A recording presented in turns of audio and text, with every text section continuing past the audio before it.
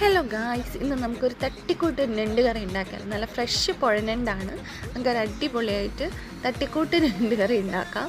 ഞാൻ ആദ്യം തന്നെ അടുപ്പിലേക്കൊരു പാൻ എടുത്ത് വെക്കുന്നുണ്ട്. അതിലേക്ക് വെളിച്ചെണ്ണ ഒഴിച്ചിട്ട് ചോപ്പ് ചെയ്തിട്ടുള്ള ഉള്ളി ചേർത്ത് കൊടുക്കുന്നുണ്ട്. പിന്നെ ആവശ്യത്തിനുള്ള ഉപ്പും ഞാൻ അതിൽ ചേർത്ത് കൊടുത്തിട്ടുണ്ട്. കാണിക്കാൻ പറ്റിയില്ല, സോറി.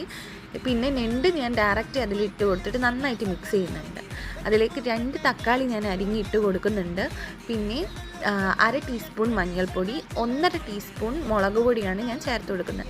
പിന്നെ എരിവ് നല്ല ഇഷ്ടമുള്ള ആളാണെന്നുണ്ടെങ്കിൽ നിങ്ങൾക്ക് 2 ടീസ്പൂണോ 2.5 ടീസ്പൂണോ ചേർത്ത് കൊടുക്കാം. ഞാൻ ഒരു മീഡിയം എരിവിൻ്റെ ആളാണ്, അതുകൊണ്ട് 1.5 ടീസ്പൂണേ ഞാൻ ചേർത്ത് കൊടുക്കുന്നുള്ളൂ. പിന്നെ ആവശ്യാനുസരണം നമുക്ക് ഉണ്ടാക്കാം. മല്ലിപ്പൊടി ചേർത്ത് കൊടുക്കാം.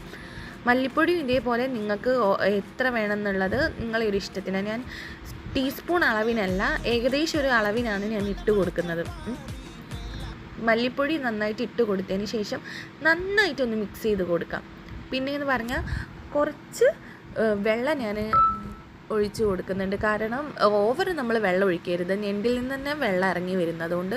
അപ്പോൾ ഞാൻ ഉപ്പ് നോക്കിയിട്ട് ആവശ്യത്തിന് ഉപ്പുണ്ട്, ഇല്ലയെന്നുണ്ടെങ്കിൽ നിങ്ങൾ ഉപ്പ് എന്തായാലും കുറച്ച് ചേർത്ത് കൊടുക്കണം. പിന്നെ ലാസ്റ്റ് ഞാൻ വെളിച്ചെണ്ണയും കുരുമുളക് പൊടിയും ചേർത്തിരുന്നു. എനിക്കത് വീഡിയോ എടുക്കാൻ സത്യം പറഞ്ഞാൽ സാധിച്ചില്ല.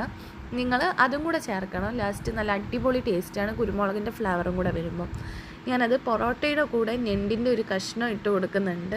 നല്ല അടിപൊളിയായിട്ട് കിട്ടിയിട്ടുണ്ട് ഗായ്സ്. നിങ്ങൾ എന്തായാലും ഒന്ന് മസ്റ്റ് ട്രൈ ചെയ്യണം. തട്ടിക്കൂട്ടാണെങ്കിലും അടിപൊളിയാണ്. എൻ്റെ വീഡിയോ കാണുന്ന എല്ലാവരും ഒന്ന് ലൈക്ക് ആൻഡ് സബ്സ്ക്രൈബ് ചെയ്യണേ.